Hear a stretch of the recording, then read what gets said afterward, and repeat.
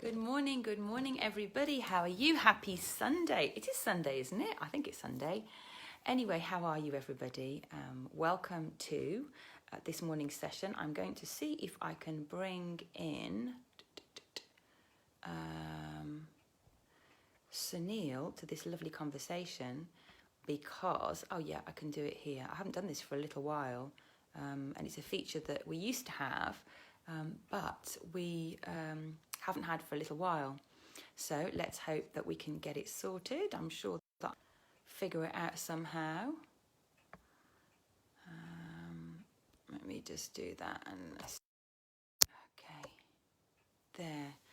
So I have invited Sunil to join us because we're going to be talking about light, and not just light, but how to be the light, because light is amazing, very powerful, and when we can bring light into the darkness, amazing things happen. And so that's what we want to focus on right now. So Sunil, I'm not sure, can you see? Can you see?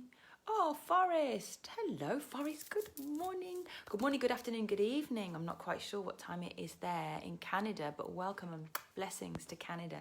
Big hugs. Lovely to see you. Sunil, if you are there, make yourself known.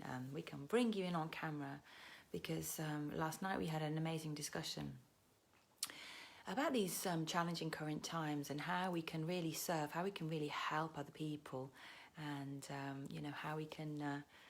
Oh, Dagmara, good morning. Are you back in the UK, Dagmara, or are you still in South Africa? Blessings to you.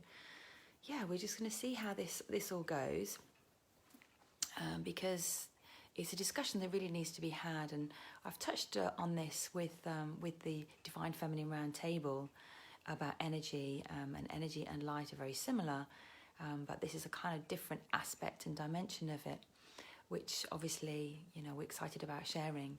So Sunil, let me just double check if there's anything else I can do. I've definitely invited him, so that's that. And what about this one? What does this one do? Guest request allows your viewers to request to join the book. Yeah, that's fine.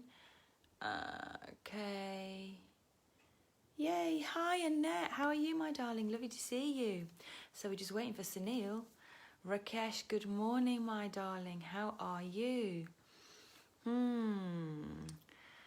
So you're all here, and good morning to you on this lovely Sunday. Actually, it is a little bit cloudy today, but that's okay because we need the rain. Good morning, Annette. Lovely to see you. Thank you so much for joining us today.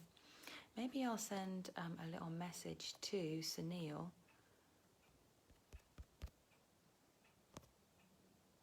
Sunil, where are you? We did have a little conversation earlier, so I know he's around somewhere.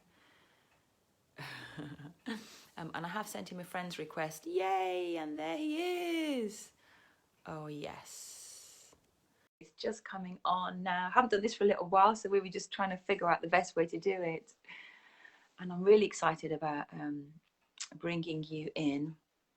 Sunil, Pam, good morning. Mercy, good morning. Lovely to see you guys. And spot on time, actually, Sunil. It's quite interesting because we're talking about starting at 10:30, and it's just pinged to say it's 10:30. Blessings and love to you. Yvonne, good morning, sweetheart. Lovely to see you. It says it's adding you, Sunil, so I guess it's doing a bit slow. Dennis, yay! How are you? Good morning. Good morning, beautiful souls. Source love, source energy to you all. Love and light.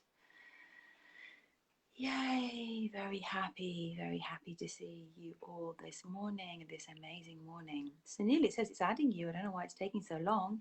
I'm really, really grateful that this feature's back again. I'm really happy that it's back again. No answer from the live video guest. That is very odd. Hobbs, good morning to you. Sunil, if you can hear me, it said that I don't know. I mean, I was waiting to accept you. I certainly wanted to accept you and added you, but if for some reason you're not here, please do try again if you're able to do so. I'm not sure if I can do anything else. I've already sent you two friends requests, two invite requests to both of your pages. So let's just see if that can happen. If not, we'll just have to do it with telepathy, or hop off and do it on StreamYard or something else. So while Sunil's trying to come in, and hopefully, you know, it will be possible for Sunil to join us this morning.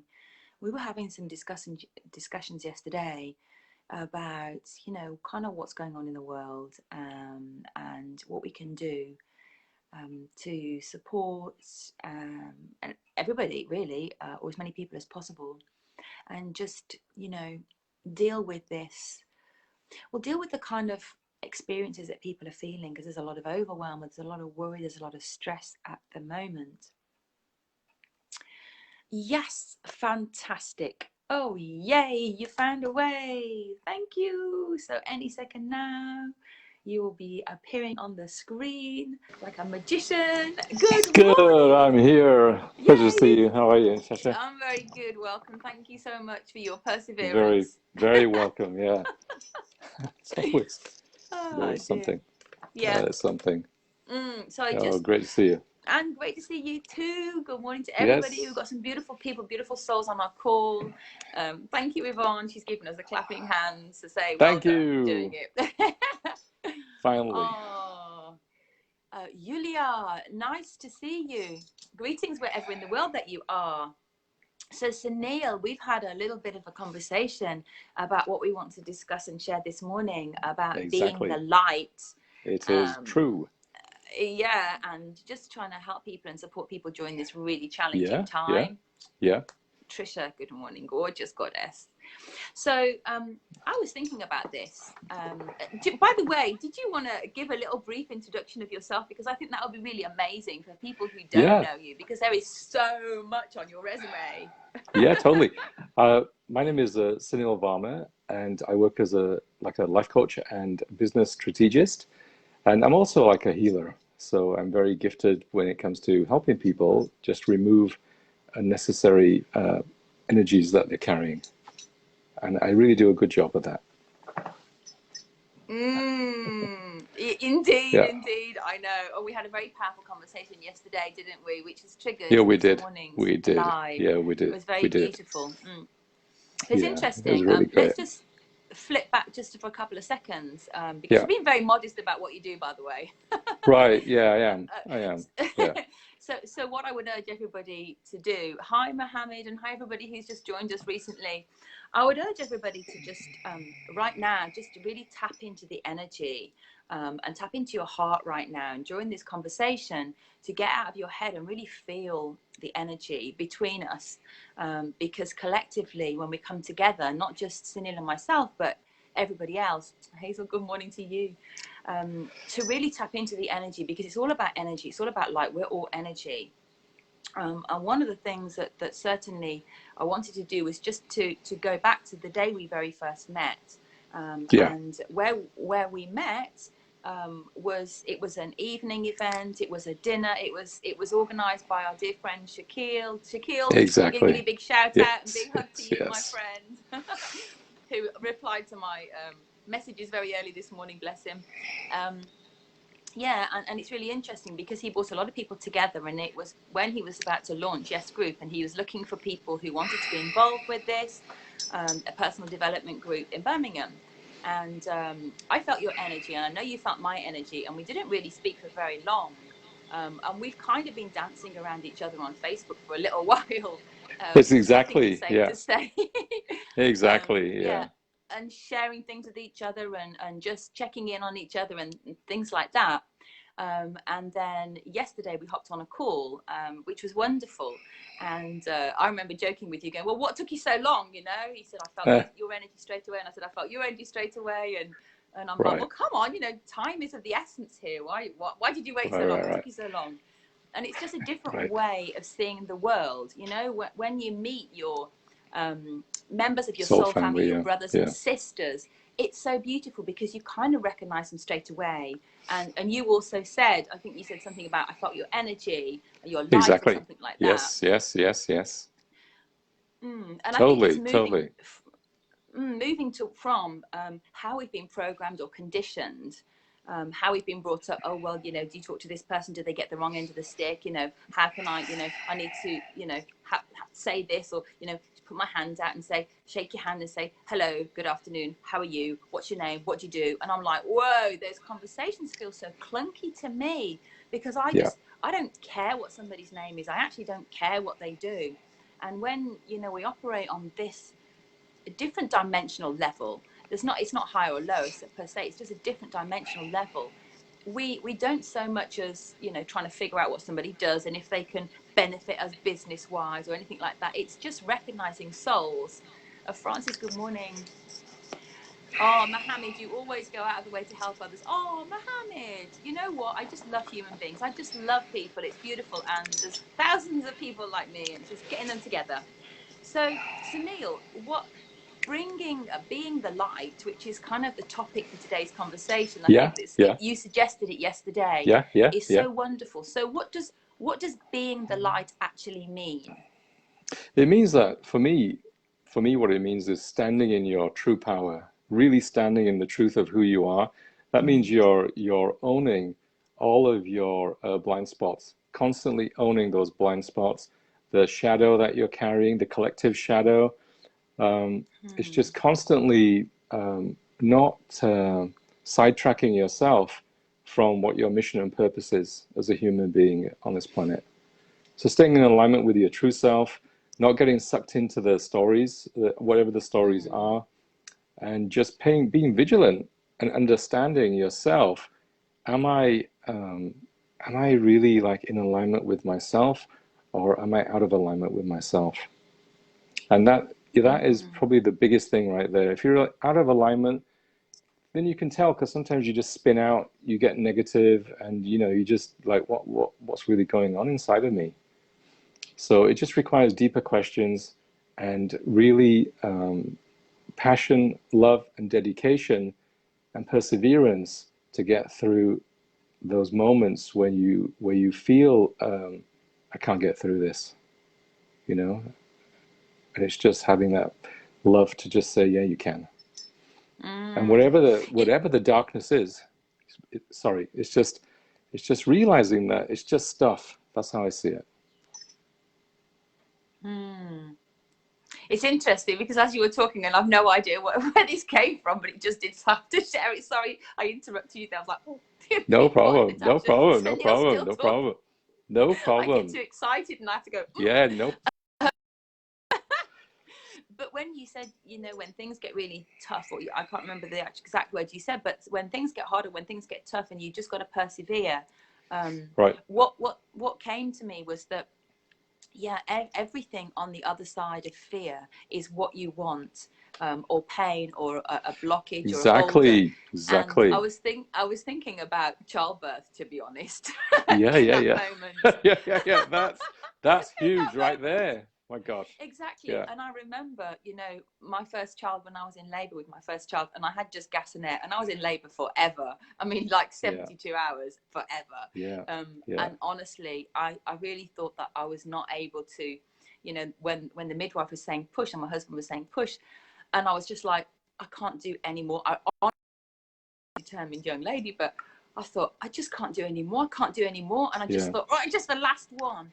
And I just gave my very, very last attempt, and that's when my baby was born. So I know that's a really crazy analogy. I have no idea where it came from. That's great. It had to come out. Yeah. That's probably the great example. Like. Also, it really is. That even though I've never experienced that, that's huge right there. That's huge. When you're giving life to another child, another being, that's big time. Because you're present all the time with everything that's going on with you. Yeah. Good work. Good work. Thank you.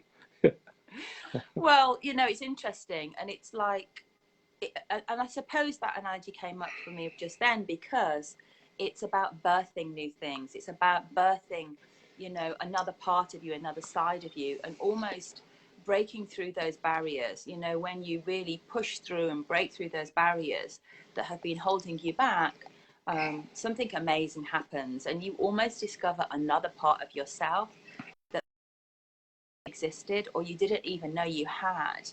Yeah, It's like coming out of your comfort zone, and I've spoken about this it before many is times with true. everybody. Good morning, Shri from India. Mwah, blessings. I love it when we're international. Yay! Lovely to see you. This crazy guy I met in India, and I love this guy.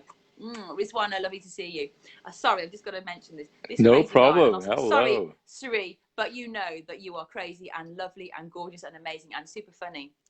And he attended a workshop that I was running in India with this beautiful lady, Dr. Madhurima Reddy, and Sri has just such a fantastic personality, larger than life, out there, fun, joyful, happy. And he was one of the guys who was on Big Brother. And I didn't know this at the time, but he shared this story, and I was like, wow, big personality, lovely, and lovely to see him. Blessings and thank you. Yeah, lovely to see you too, Sri. Lovely to see you. Blessings. Oh, so Hello, that's just Shri. an aside, but yeah. Yeah, coming out of your comfort zone. So it's easy for us to feel comfortable, wrapped up in Yeah, cotton wool, snuggly on our sofas. And right now, for instance, it's easy for us. I mean, literally, you could quite easily sit on your sofas, watch films back to back, shove popcorn in your mouth or sweets, drinking the beer or the wine, and say, do you know what? I'm just going to sit it out. But the yeah. fact is, you can't do that. No, The fact is, that's not going to make any changes in the world. right. And what you have to do, you know, there's a book that I'm reading at the moment, which is The Black Fox and the Rose Gold Flame as Antidote by Magenta Pixie. And it's a bit of a heavy book to get your head around. It's not an easy read because it's very deep. And the truth of the Yeah, matter is, you know, we are sitting here in our homes, many of us, not all of us, but many of us, waiting for somebody to save us, waiting for yeah, somebody to rescue us and to fix it. But the fact of the matter is that's not going to happen. The fact of the matter is we are the antidote. We are our own saviors, so to speak, and we are the solution. And so it's when you discover that and you say, I'm in my comfort zone, I'm really comfortable, I don't want to move. You know, it's like when it's a cold night and you're supposed to go to the gym and you don't want to go out because it's raining and it's cold and you're sitting on the sofa and you're all nice and warm and snuggly. yeah, But then you feel guilty, you're riddled with guilt. Why didn't I go?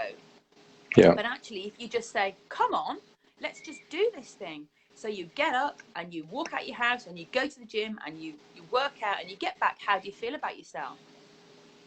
You feel a lot better. You feel 100% better actually because your whole system is moving, right? So it's really, and that's the thing, you know, it's like when you do something that you're not really used to doing, you feel better. You feel really good inside. Yeah. And it's always, like you Indeed. said, pushing yourself out of that comfort zone constantly and just doing things that you would not normally ever do. That is what makes you into the person that you are. That's how I Absolutely. see it.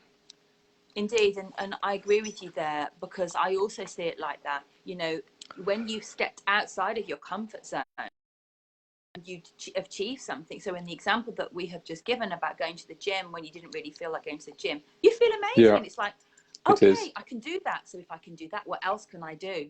And can I just say that the beautiful lady I've just described, who I was running the workshop with in India, has just come online. Oh, it might be beautiful to see you. Blessings and greetings. We were just talking about the workshop. It's so lovely to see you. Thank you. Blessings to India. We love India. Yay! Yes, we do. Hello, Madhu. Yeah. Beautiful, beautiful. Hey, There's, Sam. Lovely to see you too. there's also one thing I want to interject. As we said, you know, it's very safe, right, to live in this thing. It's very safe to be in your mind. You know, many people find it really safe to be in here. And actually, in reality and truth, you're more safer down here than you are up here. You know, so this is totally wrong. If you spend your whole life in this thing, you're never going to find safety. It's just when you come down into here, when you move through all those structures, those mental structures, this is where the true freedom is, right here in your heart. Hmm. Yeah, we have three intelligent systems, right? Yeah, we do. And yet we're only Mm-hmm. programmed. Yeah, exactly. Me too. Lovely to see you. Bridget, lovely to see you. Thank you everybody for joining on. It's beautiful to see you guys. I didn't realize we could do this anymore, so we'll need to do it more often, right? Awesome. So indeed, indeed. So we have three intelligence systems, and for those of you who haven't heard me speak about it or haven't heard Sunil speak about it, Farida, loving you. Oh, Dennis says it's hard for a lot of people to get motivated. We're constantly bombarded with negative messages right and left. Yeah, absolutely. And you know what? The first thing you need to do, and it's actually on one of your posts, Sunil, because I looked this morning, switch off your TV and throw it away. Don't read the papers. All the radio create stations. No, create your own reality. You know, we are amazing, Yeah. powerful, incredible human beings, and we need to remember that. We absolutely need to remember that. So, you know, we condition to use your brain. You know, what's your brain for? Oh, solve problems, study hard. If you study hard, you'll be able to get good results and go to the top of the class and get a gold star. Then when you get the gold star, you get to a good college and then get some really good A levels. And then you won't fail. And then you can go to a good university and get a brilliant degree and get a great job and have more pressure and then get married and have a family and And it's like, that is not how we are meant to live our lives. And yet we've been conditioned for generations and generations. And the thing is, and I can relate to this 100%, I was never a straight A student. I was never an academic. I am not a stupid person, but I always felt very, very, very average because of the way that the education system works. And the only thing that saved me was my determination, my absolute determination of never giving up. Now, what about all the people that fell by the wayside, who had the same level of intellectual intelligence that I had, but didn't have that determination? And yet they judged. You know, why are we judged like this? It's so wrong. Because, you know, you get out of your head and you drop into your heart, and your whole heart expands, and it's, you know, it's endless, and it's, you know, you can never get to the bottom of it. It just expands and expands and expands. And you know, the Heart Math Institute does lots of amazing work about the heart and the power of the heart. And magnetically, your heart is 5,000 times more powerful than your brain. And yet most people don't even know what the heart is for. I mean, that's crazy. That's crazy. Oh, thank you, Farida. Do you know, I'll give you I used to have a friend of mine many years ago, and I always used to say to him jokingly, "Why don't you come into your heart?" And he'd laugh at me and go, "What? It's a pump. Why would I do that?" I'd be like, "Pump." I said, "That pump is what's keeping your whole system going, and it's where your whole consciousness actually is." And so, just for everybody watching, it's actually more than a pump. This, when you move into your heart, everything expands. You become more of who you are. This is where you start to experience more awakening, you know, levels of enlightenment, the more deeper you go. I'm not there yet, but it's a journey to actually move deeper and deeper into those levels. Yeah. It's a beautiful, and yeah, thank you for sharing that. I love that. I remember, maybe 3 years ago, I was in a meeting with a dear, beautiful friend of mine, Susanna Mara. Love that woman so much. She's amazing. Oh, thank you, Rizu, and thank you, Hazel, and thank you for the love, everybody. And I remember in this meeting, so there was a guy in the meeting, and he was a powerful energy worker. And we were having a conversation, and it was, you know, completely engaged, totally, you know, in the present moment. And he was looking at me, and I'm not going to say the word he used, but because I'm going to sort of abbreviate it. And he was going, "Natasha, get into your effing heart." And I was like, you know, and I thought that I was doing it, but clearly I didn't know. So for those like me who didn't have a clue what that was all about, how, David from Dubai, love this, international, yes, greetings, blessings. For those of you out there who don't perhaps understand what we're talking about in terms of getting out of your head and into your heart and expanding your heart space and living from that point, because it's a beautiful energy, expansive place to be, full of compassion and kindness and happiness and health, and everything is, you know, when you're in your heart space, it is so incredible. Can you share a little bit about what people can do, what we can do to get more into the heart space, what techniques you use, what things you use, and how you did that maybe in the early stages, and maybe even how you do that now. Yeah, I can tell you that. There's when I look at the operating system that we have, there's two there's a mental and there's an emotional aspect to us, right?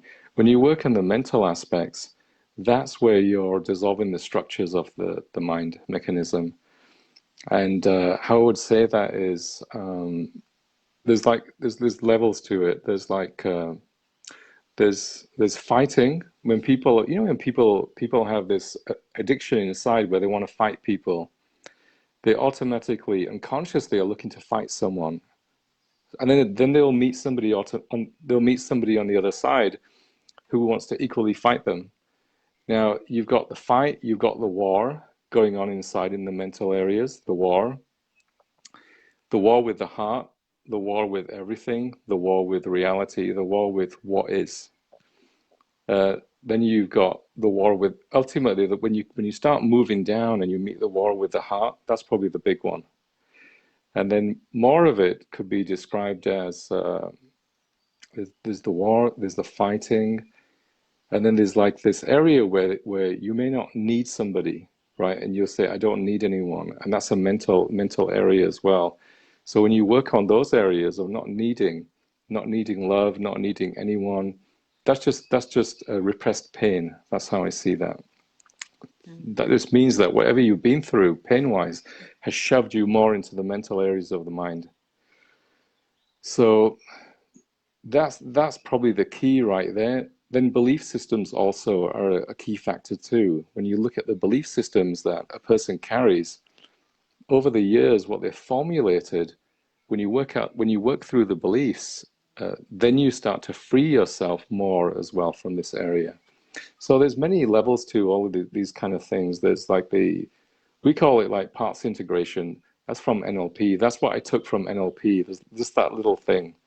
Otherwise, we talked about this last night, I won't bother. But the NLP version of parts integration, when you understand that, the highest value of any part, as you know, Natasha, is always love. It's always love. No matter what anything part does inside of you, they just want love, right? They could be acting out, they could be rebellious, wanting attention, seeking anything, whatever. It's always going to be the highest value is love.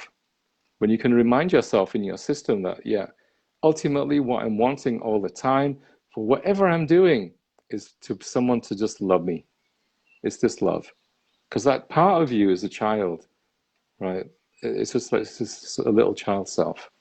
So working on those parts of you, doing your belief systems, and remembering to not forget or neglect the mental areas. Yeah.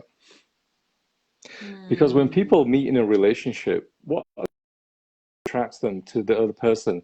Opposites attract. So if you're very much heady and you're very much in your mental area, you're going to attract somebody who's equally the same. And then you're going to struggle in that relationship to surrender or to be more in your heart, because you don't know inside that you spent your whole lifetime in the mental areas. Beautiful. I have a question here from Dennis. Thank you, Dennis.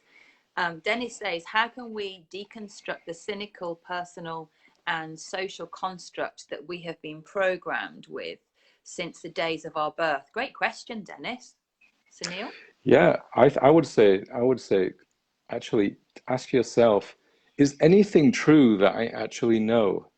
Is anything really true? I mean, yeah, I grew up saying I'm this, I'm that I'm a musician, I'm all of these things, but is it really true?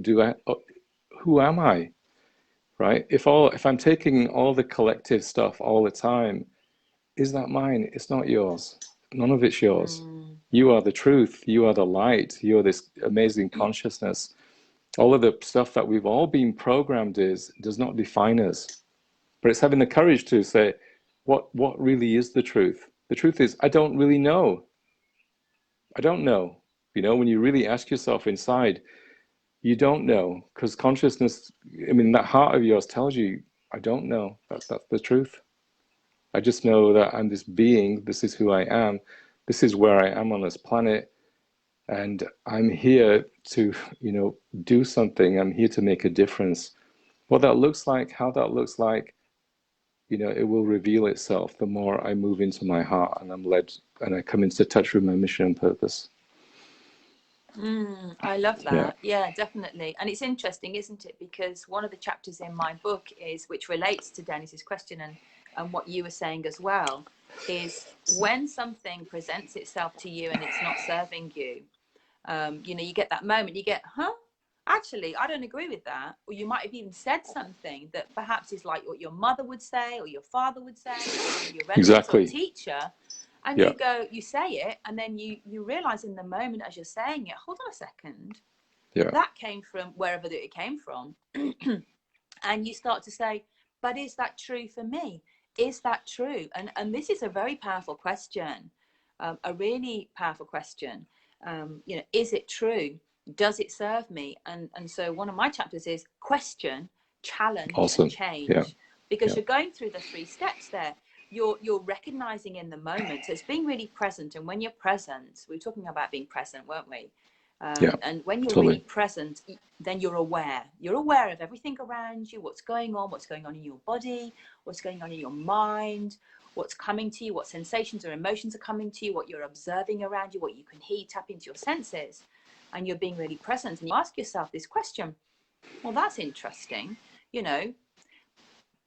That is something that I've heard a lot in my lifetime, for instance, and it's something that I've repeated. However, does it serve me? Is it true? Is it my truth? Is it my truth? And, oftentimes it isn't actually your truth, and it's a conditioning, or it's, a program that you have adopted as your own. So, our parents love us so much that they give us all their limiting beliefs, right? And we They tend give to us adopt everything. them. Yeah. Yeah, And the also, good, the bad, and the ugly. let me interject this. Also, people are actually working with their ancestral stuff too, their bloodline stuff. So all of most likely, sometimes with families, you have many. If there's 4 children, sometimes many of the children, the 3 will probably be really academically really great. They'll look perfect. They'll look really awesome. All these things, and then the last child will probably get the brunt of the ancestral stuff, and they'll have to deal with that, and it'll really cause them a lot of problems in their life until somebody can actually help them uncode all these things that they've been carrying that they've taken on from the bloodline or the ancestral, which we all sign up for, before we come into this school. But the ancestral stuff and the bloodline stuff is really key to unlock more of your essence and freedom of who you actually are. I just want to say that. Yeah.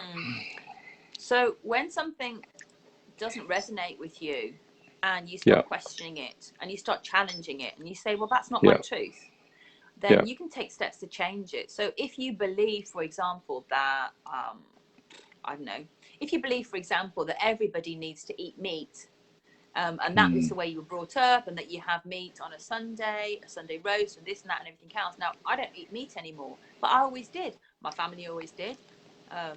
And so, but for me, my truth has changed. And actually, it's changed because my body's telling me not to have it anymore. So whether it's the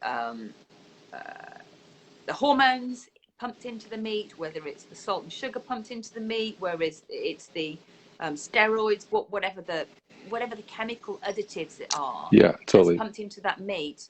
And I love animals. I go for walks most nights to my favorite sunset spot, which I talk about a lot. And I sit there with the sheep and the lambs, and they come up to me, and they're just so beautiful, and they know me now, and all of these things. But so it's not necessarily about the animals and protecting the animals, but I do want to protect the animals, and I have the greatest respect for all life, every single life. But it's more so that my body was just telling me, don't eat this anymore. It's not serving you. So, and this is going to the next level of tapping in. And what I'm interested in, Dennis is saying, so we really need to be more intuitive and find our own respective truths. Absolutely, Dennis. Trust yourself. Stop definitely question things, but sink into your heart, get out of your head and sink into your heart and have that space. And whether you do it through meditation, mindfulness, prayer, being in nature, being on your own, or just breathing, your intuition, we've all got an intuition, we've all got this amazing side of us. Bester, hello. And we've also, it's something that's been sort of washed out of us and flushed out of us and conditioned against, and and in past lives, people that have this intuition were burnt at the stake, and witch doctors, and then big pharma came in, and you can't possibly have free plant medicine and free remedies. We have to charge for it, we have to make it chemical, and and there is a place for medicine. I get that, absolutely. There's a place for doctors and nurses. I get that, and I have the greatest respect for them. However, we have slowly, over hundreds of years, maybe even more, given our power away, and we now go to trust. We trust our parents, we trust the teachers, we trust education, we trust the NHS, we trust the bankers, we trust whoever it is. But we're not trusting ourselves anymore. And we have kind of done this to ourselves. So we have to take responsibility for that. And I know this is a really big, deep subject, but it's all part and parcel of peeling back the layers of conditioning that no longer serve us, and really tapping into our essence and our core and our light. And then, as you mentioned at the beginning, recognizing that shadow self, recognizing the darkness. And, there's this huge polarity. And those of us who work with energy understand a little bit about this. Oh, Rich, hi, lovely to see you.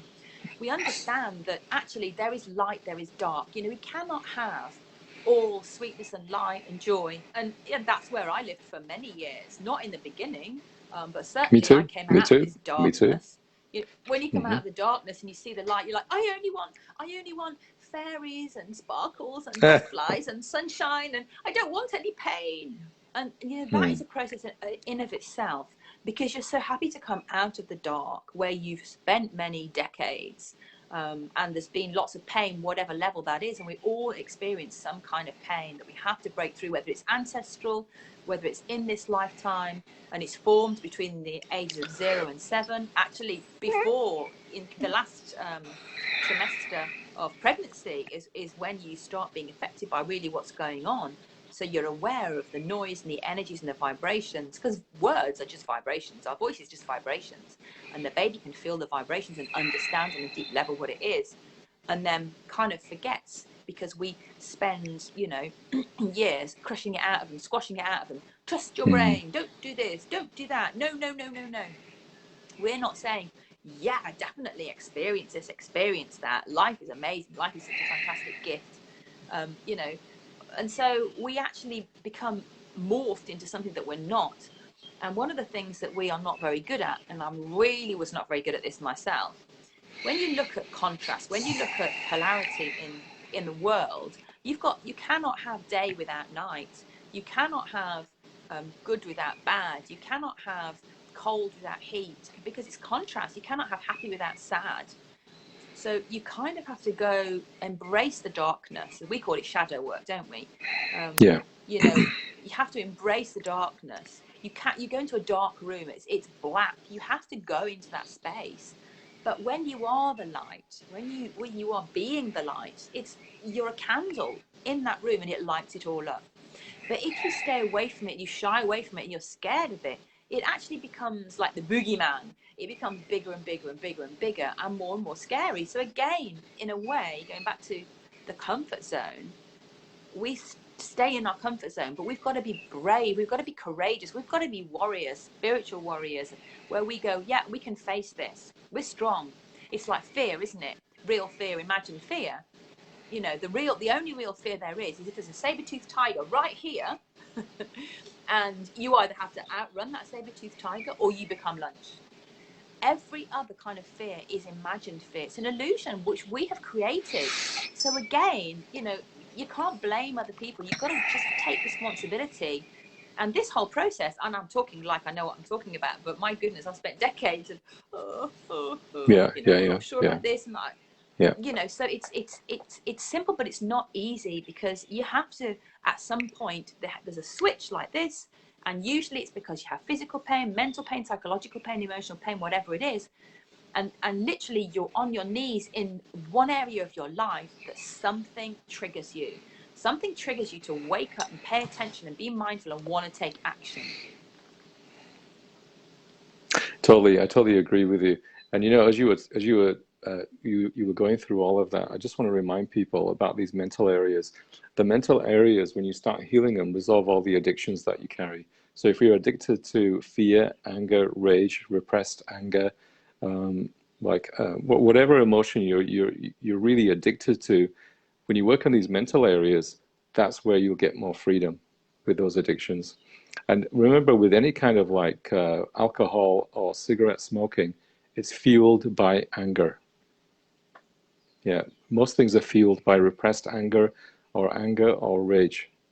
The more you work on those levels, the more then you lose interest in doing certain things. But you have to get the underlying emotions all the time. It's like going back to the As you source know of that, something, Natasha. isn't it? Yeah, totally. Yeah, Indeed, you know indeed. that. Yeah, Yeah, yeah. because I think what we see in the world, and what we have seen for many, many times. Oh, I just want to take a sidetrack here because Jags, No problem. lovely to No see you. problem. Lovely to see you, my darling girl. Jag says, we come across many fears and dark days, but you have to believe in yourself positively to conquer the darkness. Walks, meditation, and self-belief helps. Thank you. That's beautiful, Jags. 100%, 100%. Yeah, love that. Thank you.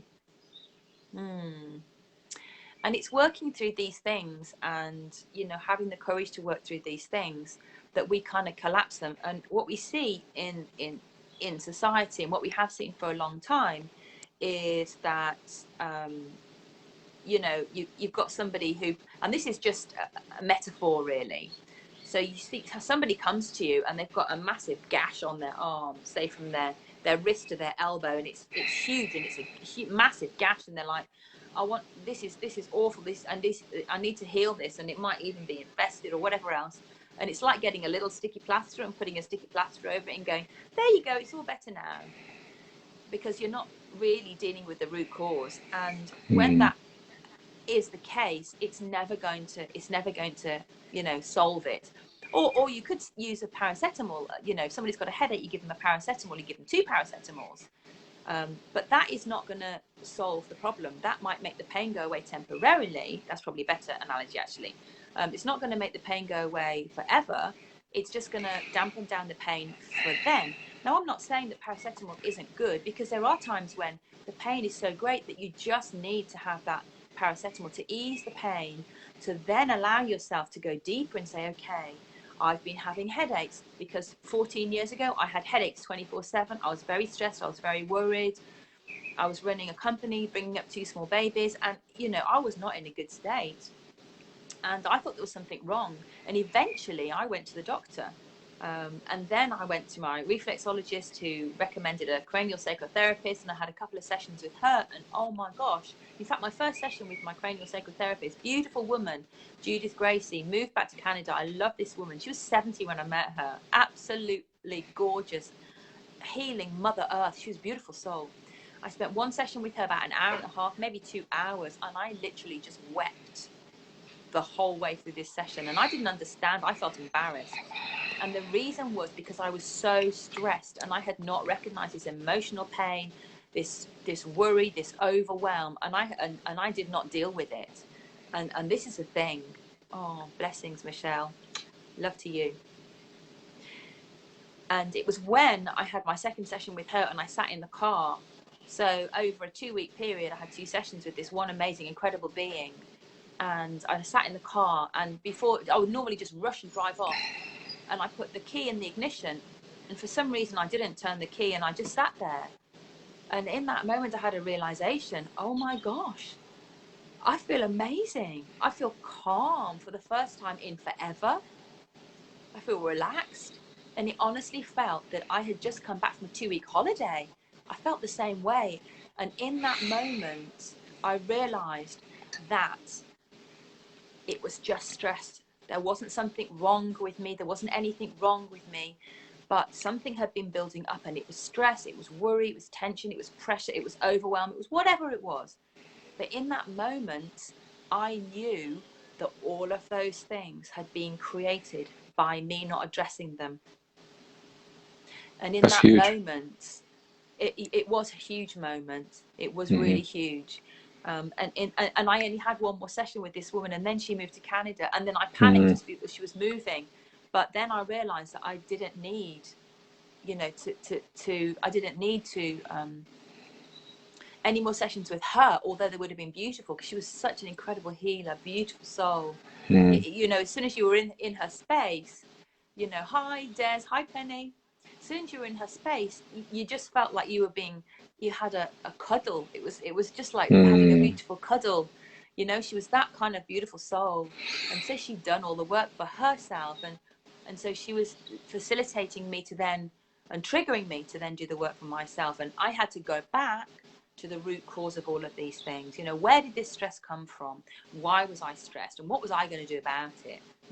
Where had I given my power away? And I'm using this as an example so that you can take what you need from it, you know, to help you in different areas of your own lives, and see, you know, since then, since 14 years ago, I have not taken a paracetamol, an aspirin, and absolutely no pharmaceutical medication at all. And it was a decision that I took because I believed that I could empower myself, I could heal myself, I could help myself. And I haven't done it by myself. You know, I've had amazing mentors, I have had incredible coaches and beautiful people around me who've triggered me, and who've, you know, explained things to me. I've studied energy for 5 years. You know, I studied tapping, emotional freedom therapy, which is very powerful. I studied energy alignment method, which is EAM. Again, it's like based on a kinesiology muscle testing. You know, I've done a bit of NLP. That doesn't really work for me. It feels a bit clunky, to be honest. But that's just my own personal opinion. That's not necessarily, you know, I'm not putting anything down. You have to find something that works for you, and there is something for everybody, and there is a combination for everybody. So, I mean, you probably have your daily practices, and you know, that would be maybe a good question. So, what daily practices do you have that help you deal with things when they come up? What do you do? Yeah, what I do is I feel into it. I feel into the emotion that's coming up. So if I feel, as we say, like fear seems to be like floating around everywhere. But it's not buying into what's actually coming up. It's just going straight into it and meeting it, as you said, head on rather than avoiding it. So I I'll feel into the emotion, I'll feel what's going on in my whole system. And when I feel into it and it dissolves, then I go, okay, great. And that could take like half an hour to do. It could be like 20, 30 minutes long. But always be flexible in what you're doing. Don't always stick to one approach, as you're saying, Natasha, right? It's always be open to what other information or what other tools are available to you. I mean, my experience is I've been fortunate to study with really some really gifted people in my lifetime, and through that studying, when I went through my awakening 4 years, and it just felt like everything just opened up. That somebody took the lid off, and I was free flowing all the time. That's just how it felt. So I don't feel like I'm capped anymore. I feel like my growth is always exponential. And you can always, when you get to that place where you go through an awakening, your growth again is just unlimited, because you are the universe ultimately. So everything that you see in the universe, the black holes, all these things exist within your body. We're just stardust, really. So yeah, I've just been fortunate that I'm very aware. I'm very highly intuitive, and I understand what works and what doesn't work for me. It's just that simple for me now. Yeah, through trial and error, don't be afraid to do something. If you fail, you fail. So what? Just find something else. And if it gives you the results you're getting, stay with that. Yeah. until you feel, okay, yeah, I want to do this, I want to do that. I probably like studied like 6 or 7 modalities, you know, throughout probably like 15, 20 years. And I did clinical hypnotherapy for many years. But do I find that clinical hypnotherapy really gets the root areas of what's actually going on? Not, I don't think so. I was always incorporating many other things into what I was doing because I knew that people, when they came to see me, had a lot of emotions that were buried inside or pent up. And oftentimes it was always the anger, the rage, or the addiction to being dark. So then sometimes when people are addicted to being dark, they carry entities inside of them or demons as well. So as long as you don't get caught up in that and go, oh, I'm terrified, oh my God, you know, but as long as you remember that it's just information, right? And that you can do it, uh, then you can get through it. Just don't believe all the stuff you see in the movies, and try not to watch movies that are really dark, horror movies. Just try and stay out of that kind of stuff. Yeah, that's really Remember, good advice, yeah, and it's interesting. Sorry. yeah. No, sorry, go on. You can go. You were saying, remember? Yeah, no, yeah, stay out of any kind of movies that are demonic, that are really quite dark, that yeah, that talk about evil spirits. Just stay away from that kind of stuff. Remember, watch what you put into your head, right? We talked about this throughout this. Switch off from the media, switch off from TV. Be careful what Hollywood puts into your head. That's ultimately the big one. Be careful about the movies. It's the huge one, actually. I mean, Yeah, it really is. It's like the elephant in yeah, the room right now, isn't it? right, totally. Yeah, Yeah, and it's all about being programmed. You know, they don't call it programs for nothing. yeah, You know, we are being programmed. And I haven't watched the news for 15 years, and I ain't going to start anytime now. yeah. You know, I don't read the papers because it was actually when I'd just given birth to my son, and so it's probably more like 16 years ago. And I remember getting really emotional about watching things that are, you know, atrocities around the world, and I would feel this deep pain. Now I know it was telling me that I'm an empath, but at the time I didn't know. It was giving me so much pain and so much grief that I just wanted to go out and do something, particularly if children were being harmed. I need to help them. What do I do? And it was depleting my energy so much, draining the life out of me, that I literally had to just switch it off. And it was then, in that moment, not knowing what I know now, but intuitively, I just couldn't go there, because the decision I made with myself was that actually you do one of two things: you stop this sucking the life out of you, or you do something about it. And with many of these things, I was unable to fix the problem. And so unless or until I could fix the problem, in which case, great, I'd go there. Yeah, of course, 100%. But if I wasn't able to, then I need to put my energies into finding ways to help myself so that I can help others on a bigger scale. And that was the process. But that was the process 16 years ago, before I really even knew anything about this, before I'd read any books, before I knew about spirituality and mindfulness and, you know, philosophy and personal development and any of these things. I thought I was on my own. I had no idea there were other people like me who could help. And I've been blessed with mentors and coaches and facilitators and beautiful people and teachings along the way. And now I'm just saying thank you all the time. I want to just go back to a comment that Dennis just made. Fear produces biological responses: fight, flight, and stress.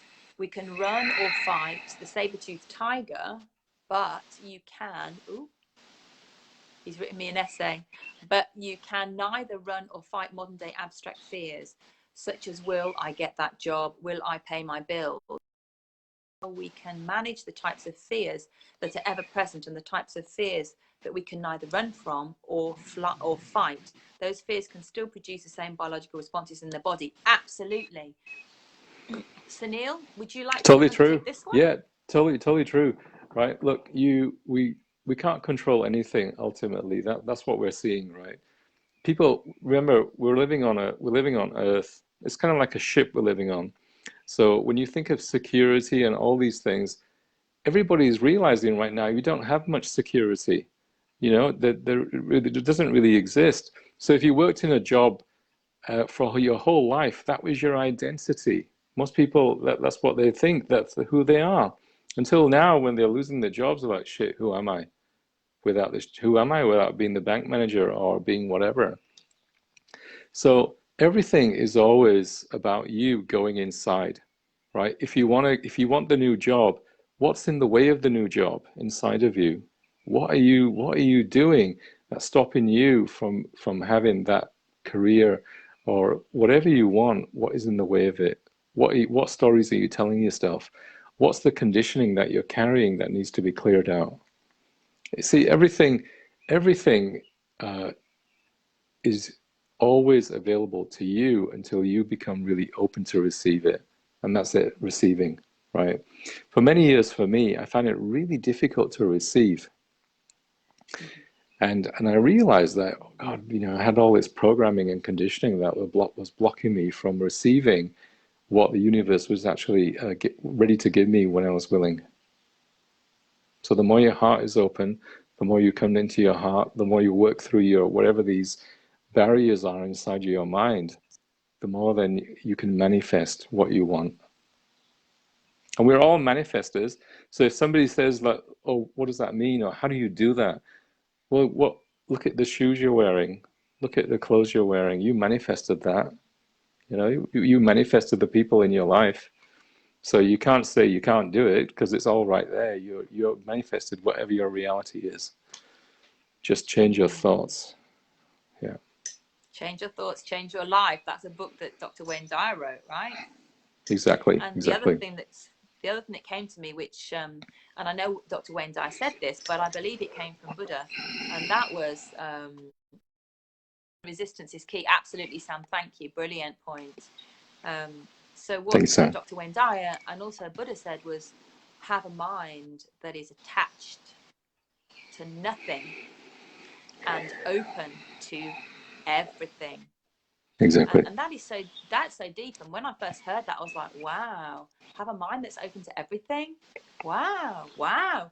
And in that moment, I felt my blinkers go whoop, like this, just come off. But then attached to nothing, I was like, oh my gosh, but I'm attached to my house, and I'm attached to my car, and I'm attached to my job, and I'm attached to who I am, and where I live, and what I wear, and my makeup, and my kids, and all these things. And that is so challenging, learning to let go. And when you let go.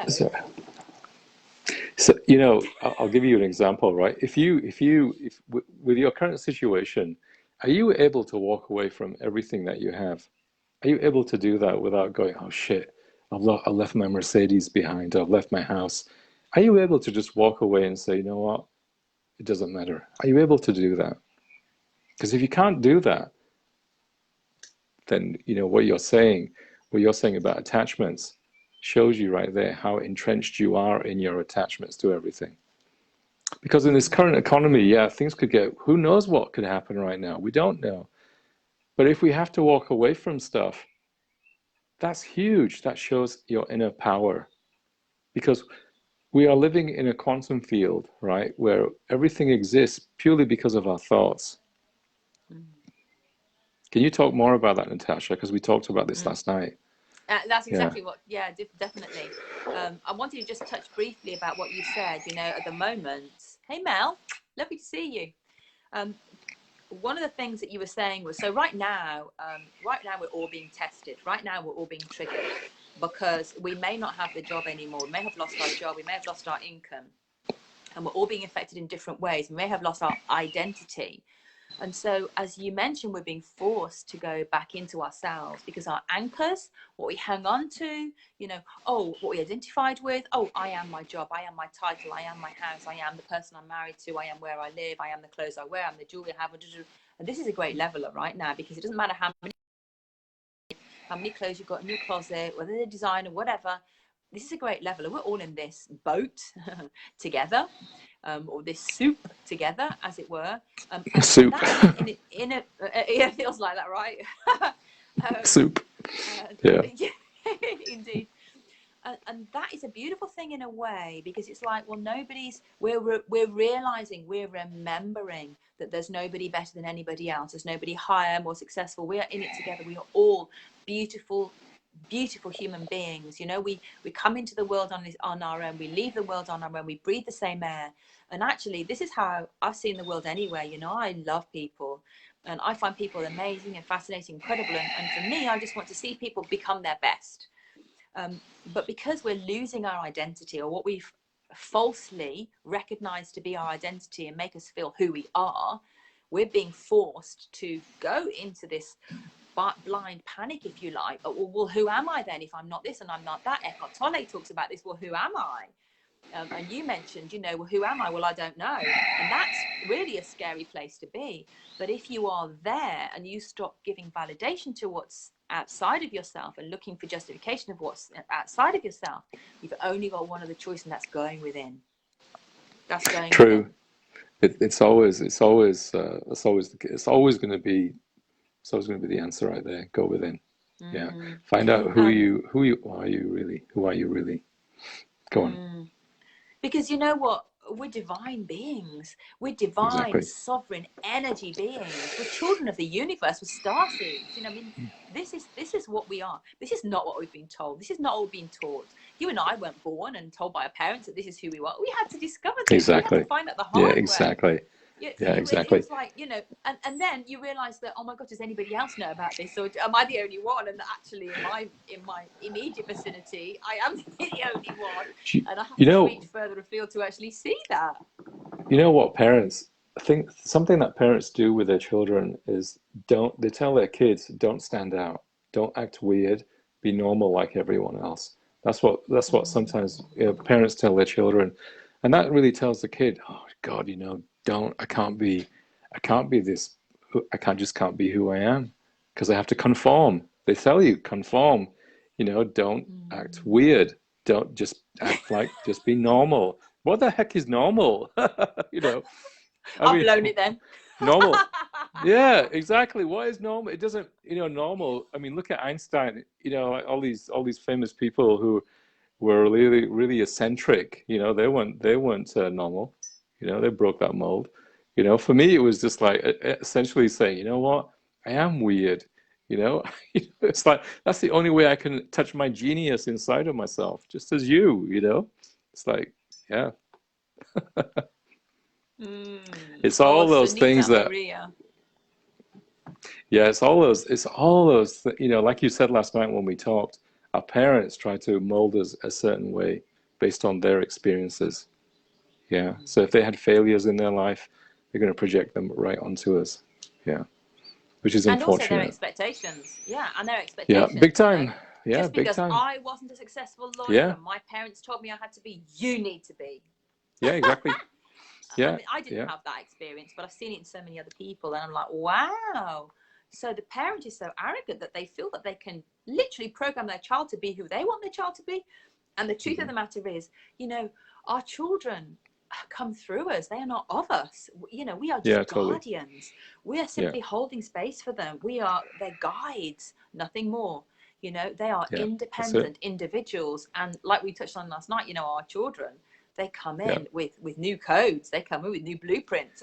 And you know, already I'm understanding that my children are much more aware than me, much more equipped than me, you know. And I had this conversation with friends the other night that I'd ask my son or daughter to do something and they go no, and I'm like, immediately the ego comes up and goes, excuse me, pardon me, you're telling your mother no.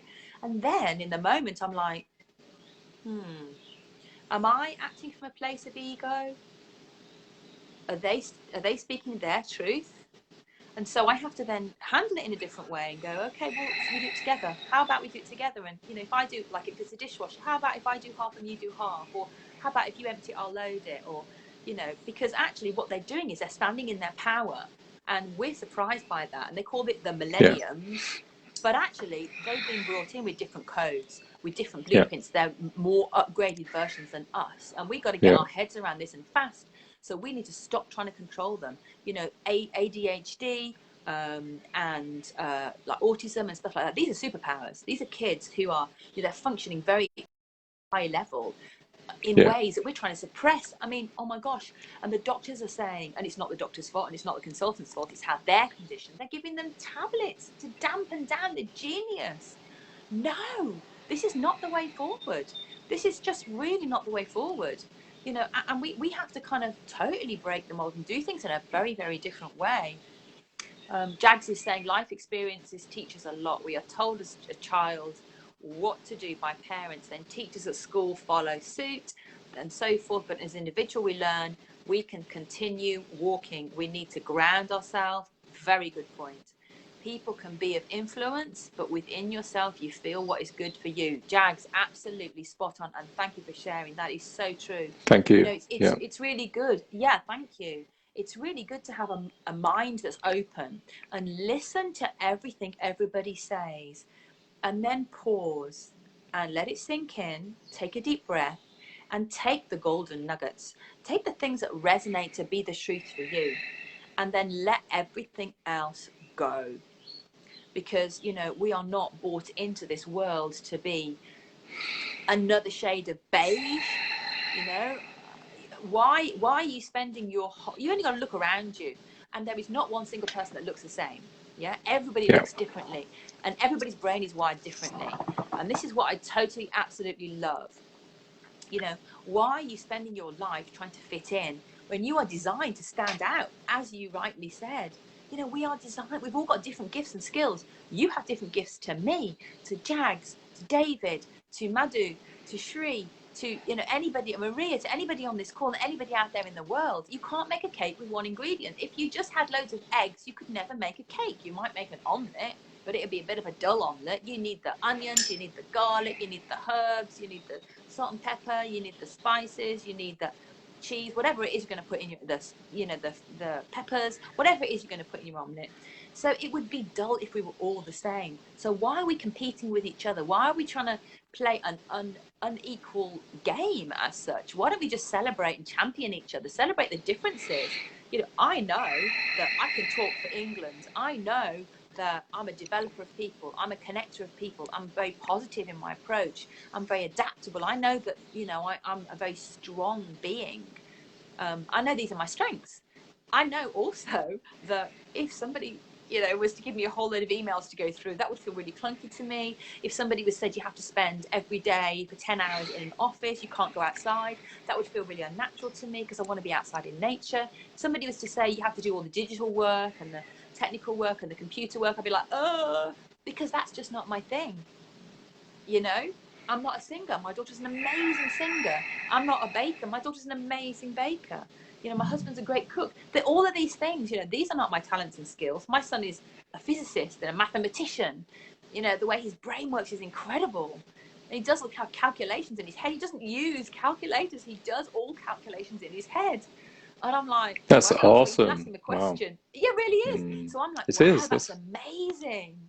So when you encourage people to be who they are and their natural gifts, then they can start seeing for themselves who they really are.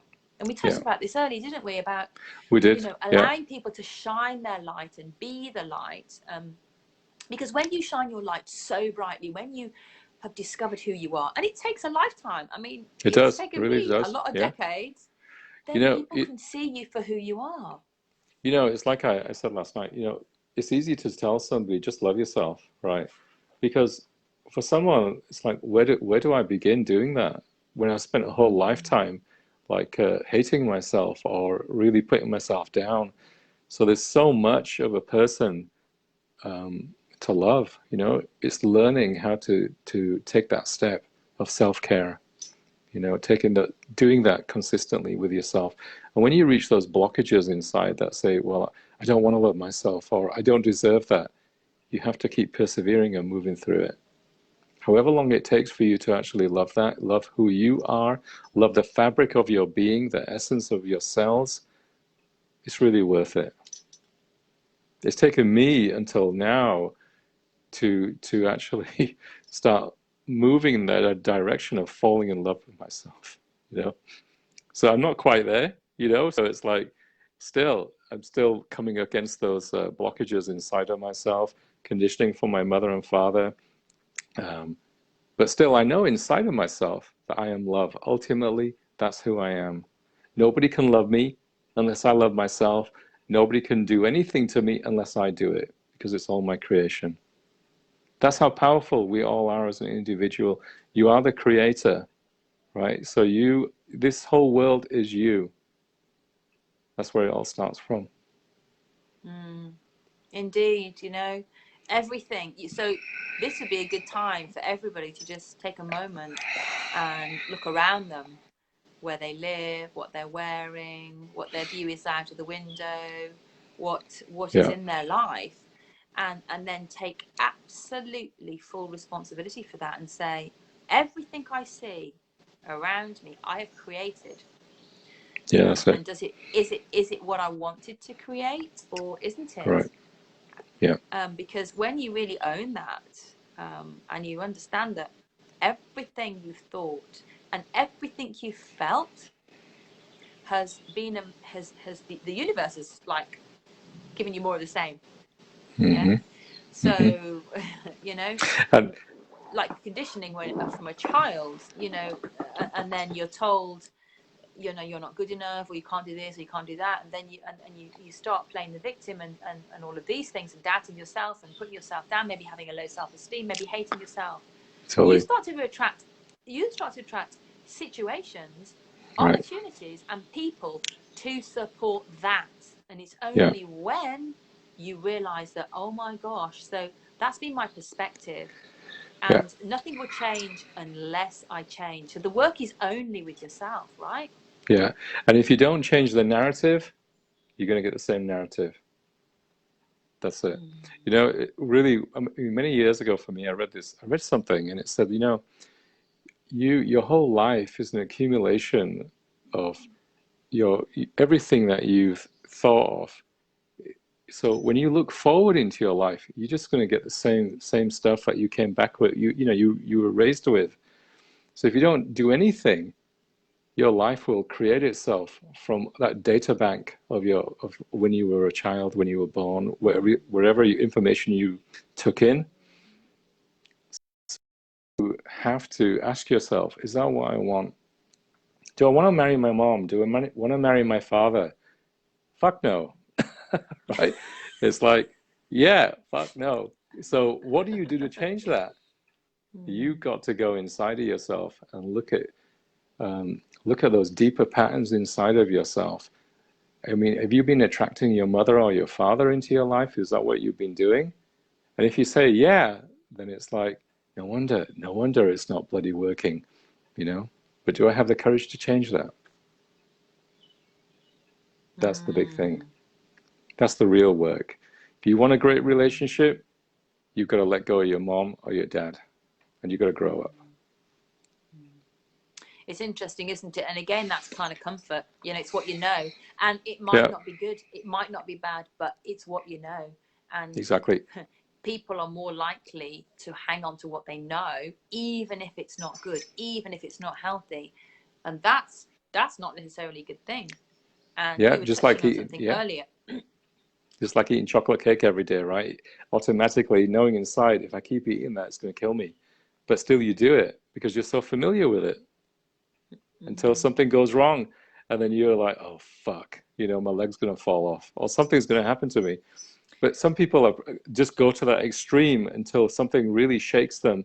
And then they go, oh, God, I've got to do that, Yeah, like so if your health suffers and then you really start to question it. And actually sugar, as you mentioned, cake, chocolate cake, and as you mentioned, and that's got sugar in. Isn't it interesting how we have been conditioned for generation upon generation upon generation? And I don't even know where this came from, but I know that it's not from a good source, because what do we do when it's somebody's birthday? What do we do when it's somebody's, christening, engagement, marriage? We get out a cake. We fill ourselves with sugar, and sugar's a devil. Sugar's so dangerous. It's highly addictive. Totally.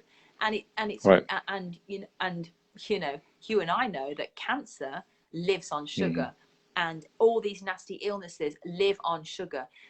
So you need to, and it's acid. It's got acid ash. When you alkaline your diet, and I'm not going to go into it too much, but just in a nutshell, when you alkaline your diet and you remove all of the toxins, the sugars, and the artificial GMOs and processed foods and everything else, then your diet is much more healthy. When we go back to nature, you know, if whatever you eat, you are what you eat. What did Socrates say? Totally, That was a long time ago. Let thy food be thy medicine, let thy medicine be thy food. And what was he saying? He was saying, when you need medicine, look at what you eat. Look outside, you know, is it the sage? Have some sage. Think sage is a natural antiseptic. Have some parsley. Have some fresh mint. All of these things are good for you. Ginger is good for your gut health. Get fresh ginger, heat it up. You know, these are really good practices. And when you start putting all of these things that are nasty and unhealthy in your body, oh my God, Sam's just said it's crazy. The cancer charities promote cake and coffee mornings. What the heck? I mean, that's just madness on a whole different level. Thank you, Sam. That is just madness on a whole different level. You know, we should be promoting, you know, going into nature and looking at things, because actually dandelions. So maybe we should have dandelions, because when you, you know, just in a light healthy batter, just very, very light, dip a dandelion in a bit of salt and pepper, because dandelions are a very good natural way of curing cancer. So are the seeds in grapes and the seeds in apples and the kernels inside the stones of apricots. So why?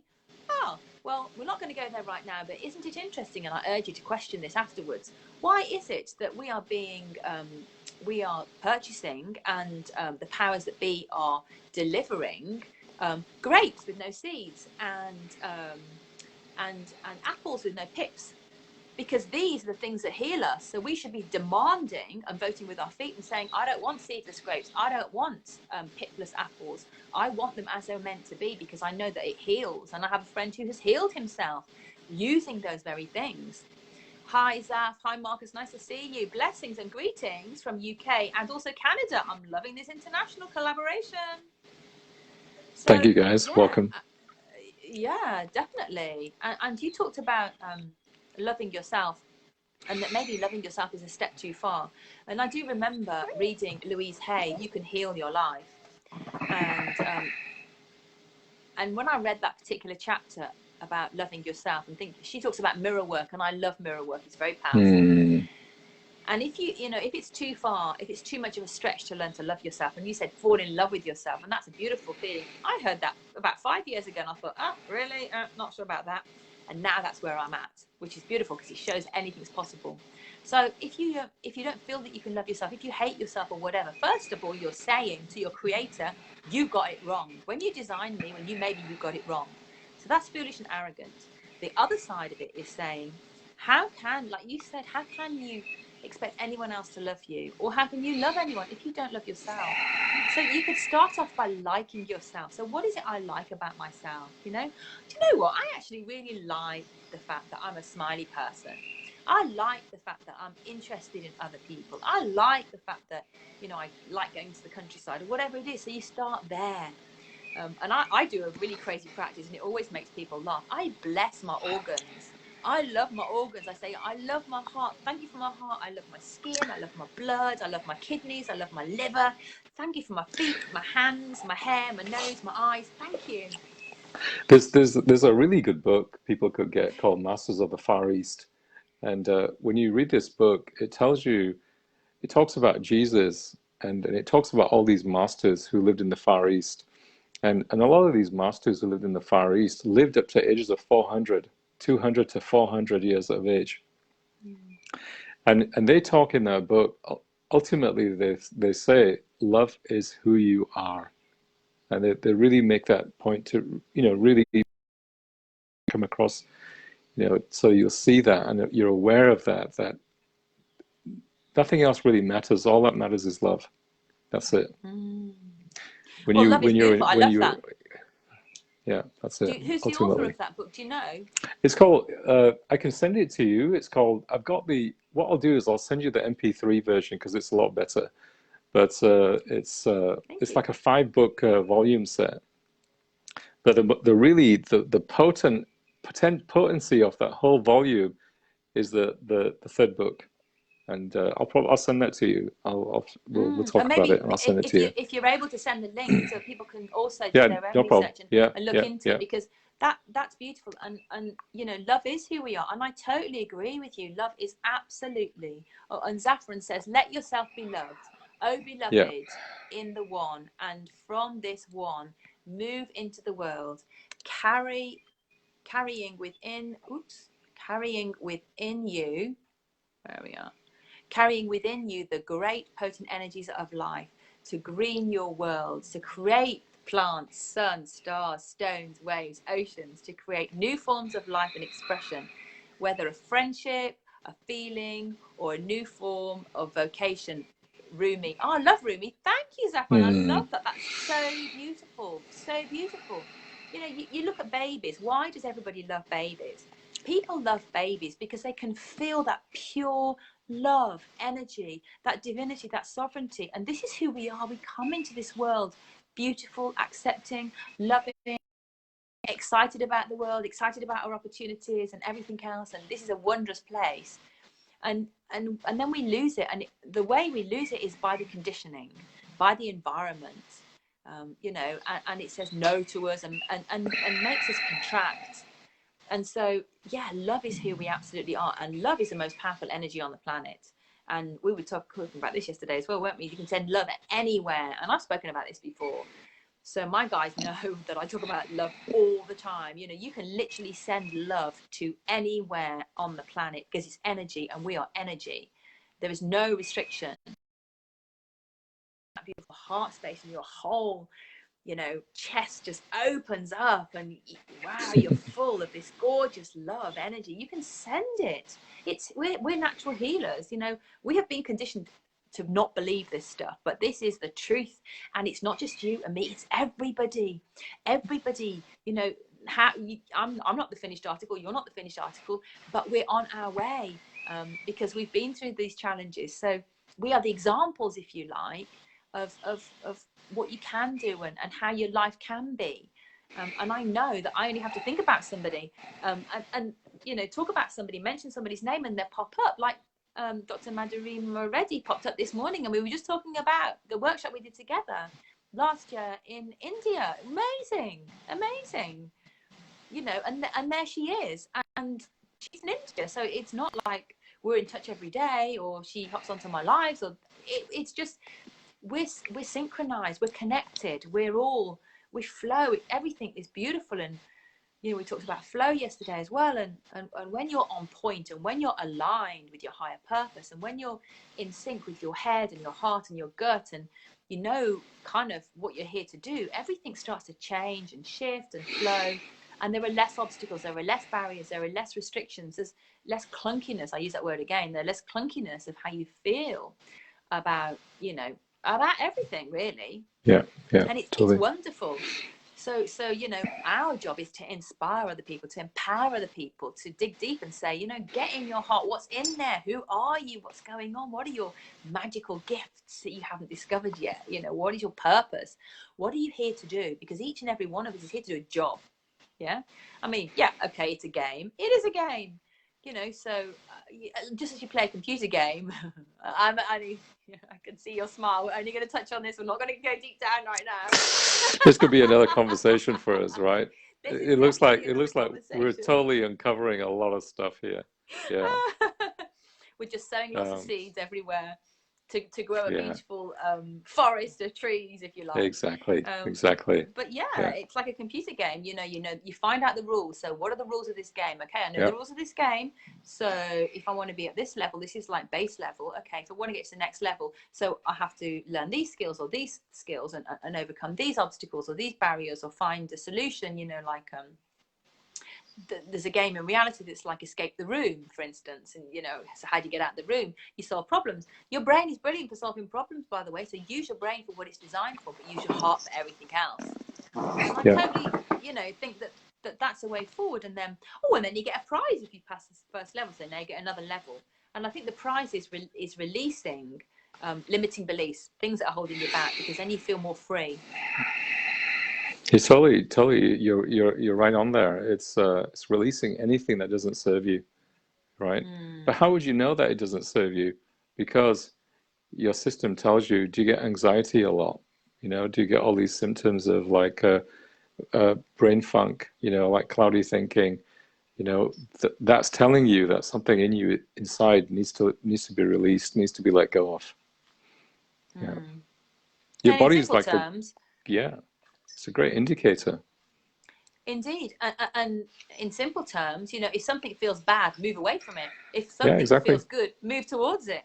Exactly. Yeah, exactly. Yeah. And again, moving towards something that is really good for you takes a lot of courage to let go of all of that stuff that says you don't deserve that. You're not worthy of that, right? So you're worthy of everything. You're worthy of this great abundant life that this great field that we're in, this earth field.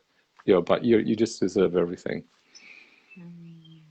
You're that amazing. Yeah, absolutely. 100%. We are all amazing, Yeah, incredible, divine, exactly, exactly, limitless human exactly, beings. exactly, exactly. We are the X-Men and We women. are. We talked about that last night, right? We all have these superpowers, so it's like, look at those movies, and I wonder sometimes when I watch them, I'm like, where do they get all this information from to come up with these movies? Because some of those movies are really quite accurate. Just like the Men in Black movie we talked about yesterday. People don't realize that, the whole population is also made up of aliens as well. Like, and then you've got like AI, then you've got copies of other people walking around, and every person has a version of themselves in another timeline. There could be 100 versions of me, 100 versions of you, so it's like, what really is the truth in this convoluted universe? Yeah, That's the it's ultimate crazy. And question. I know it's like the roof's coming off, isn't it? And we're starting to see glimpses. You've only got to look at alternative news feeds and you're like, wow, wow, wow, wow, wow. I didn't know about this. I didn't know about that. There's some shockers. And you go down a rabbit hole, you go down another rabbit hole. And then you're like, Yeah, as you exactly. understand, you're falling down this huge It rabbit just hole. keeps And going, then you're like, keeps oh my going, keeps gosh. going. Yeah, Yeah, and at some exactly. point you've got to say, well, do I know enough? I don't want to know anymore. I can't cope with this, or have to integrate that, or whatever it is. And wow, that's an interesting possibility or potentiality, and you start seeing the world in a very different way to the way we've been Exactly. presented with. The Truman Right. Show. Right. Exactly. Yeah. I mean, that's kind of very close to actually what is. Right. Yeah. Krishna, lovely to see you. Yeah. So anyway, rather than go down many more rabbit holes, Exactly. Yeah. Yeah, I think we've right. given people enough food for thought, don't I you think think? so. I think we have. Yeah. I think we could definitely do this again and just because it's really great that both of us we really think alike. We're on the same level of information and stuff. So, but we've given some good nuggets to people. So it's I think that the first step is taking whatever you take from this conversation, do something with it. Don't just put it as like like when people Data go for to later. seminars, they're junkies, like they keep going to seminars. But take something from this and utilize it and see how you do with it. That's just my recommendation. 100%, I agree with you, and thank you for pointing that out. We're here to do what we're here to do, and that is Exactly, exactly. definitely sow the nuggets, sow the seeds, trigger people. Yeah. Dennis says thank you, Natasha and Sunil, for sharing your insights. Much love to you both. And much love to you too. Mwah. Thank you, thank you, Source thank you. love from the source to you, all of you. Thank you, and thank you Yes. so much, everybody for sharing Yeah. their day, their time. Phil, nice to see you. Cool. Thank you so much for everybody to honor themselves and wanting to find out more, wanting to better themselves, and wanting to inspire and empower themselves. This is what we're all about. When we move from the heavy, dense emotions and feelings, move away from competition, to say, let's move to collaboration. What can we create together? We're talking about creating. Right. And when we say, I'm different, you're different, we're all different, but what can we create together collectively? Because you look at something like the Eiffel Tower, that wasn't just created by one person. That was so many different masterminds, so many different qualities, so many different skills all brought together. And that was so beautiful. And this is how I see humanity. You know, when we can say we're one big human family, we're brothers and sisters of humanity. And that's how I'm now talking with everybody. Oh, Sam says, hi guys, keep sharing the love. Thank you.